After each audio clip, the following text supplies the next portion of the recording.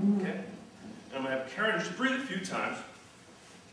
And then I'm going to have her activate her core, or transverse abdominis, and have her keep breathing. Because remember I said, when people tend to break down, it's because they lack stability. They give up their stabilization to keep breathing. So they're able to breathe, or they're able to stabilize and hold their breath. They're not able to coordinate those two activities. I want Karen to be able to breathe properly from her diaphragm through her rib cage, but still maintain some core activation. Be able to activate the transverse abdominis. Again, some of the other muscles activate as well. QL, psoas, pelvic floor, but still maintain breathing and stability at the same time to coordinate those two activities. Okay? So first thing I'm going to have her do is just take a deep breath in, and then let it go. And do it again. And let it go. And not bad. The one thing I don't see a lot of, take a deeper breath in, good please. And she's not getting a lot of ribcage motion.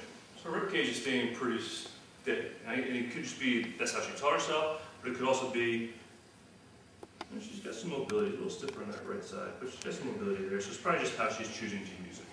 Okay? So I'm going to put my hands around her ribcage like this. Again, I always ask permission, Karen. Okay. I'm going to put my hands around her ribcage like this, and I want her to breathe into my hands so she gets the ribcage opening in the back, as well as side to side and in the front.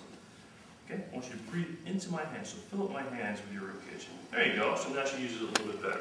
And then I want her dropping her ribcage, especially the front of the ribcage, down towards her pelvis. Because that's what, when we have her activate, we want that connection from the ribcage to the pelvis. Okay? So breathe in again. That's it, good. And then let it go. That's it, good. Breathe in. And then let it go.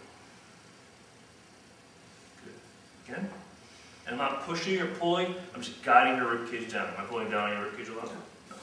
Breathe in again. And then let it go. So what I feel is she's getting some good opening in the front, but the back, and that's why my hands are around, her back, the back of her ribcage isn't opening up very well.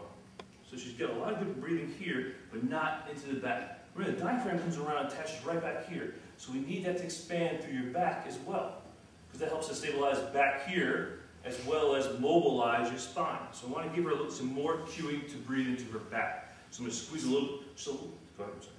No. Okay, so I'm going to squeeze her just a little bit, not hard, firmer, so she knows to breathe into my hands. So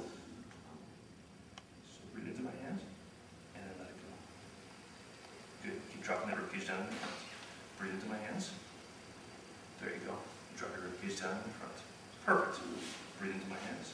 Yeah, you feel the difference there? Yeah. Good. And breathe out. Perfect. Breathe in. What does Karen feel differently? What do you feel differently? Inhaling better, more oxygen? I feel it expanding in the back, which exactly. I never thought about doing it. Exactly. And most of us don't do it because we don't think about it. And once we get stiff here, we can't expand through there because the back muscles lock the back of the ribcage down. So what we're trying to do is part of that tightness that we keep feeling right through that low back area, or sorry, that mid to low back area, is because it's trying to stabilize that area. But then once it locks down, we can't breathe back there. So we just bring all our breath out here or up there. So what we're trying to do is focus her to breathe back there and help her relax those muscles and then use the diaphragm more.